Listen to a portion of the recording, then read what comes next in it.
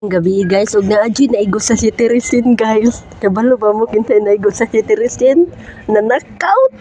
Murag gani ka nang nahubog.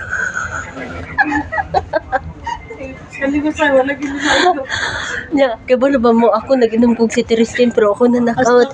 Hasta sa drink isa nga nihilak in taon ni. Nay nanghubog ang mata. Ay, ang usa sad ay nagkatuon ang luha pero gipugnan lang. Pero wa jud ni siya na knockout sa si Teresin, no? Ha? Sleepwear. Wala pa sleep. Wala pa sleep well na kuno. Guys, na-adyo na knockout sa si Teresin. Nanaw ni Diyo. Turang na knockout sa si Teresin, guys. Ay. Siya may naigo sa iyang tapos. Oo, gipainom niya si Teresin ko no. Kay para kung basi kunog dagaton may na di may maka imagine unsang dagaton ba. Pero siya na knockout. Wa man tani siya nag-inom. So diri man no. So ayan si Chicha, Maricel. So gamay ra kaming tao diri. Murag pwede jud mi diri magdagandagan. No,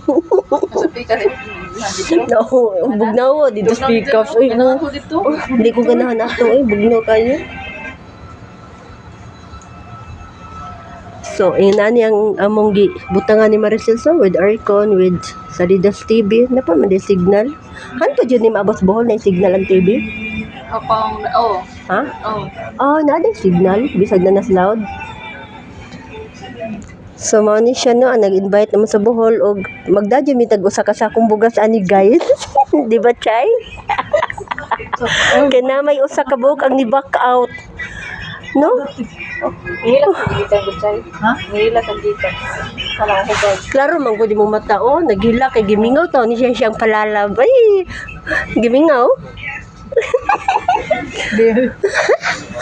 Nihilak siya pag uli ni Divina Kimuda.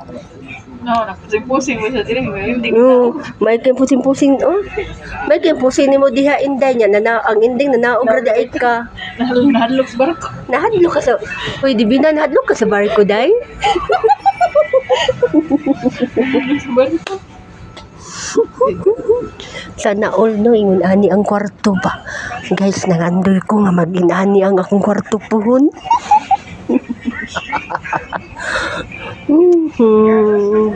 Para sa adults. Sa pulpo na. Pili na.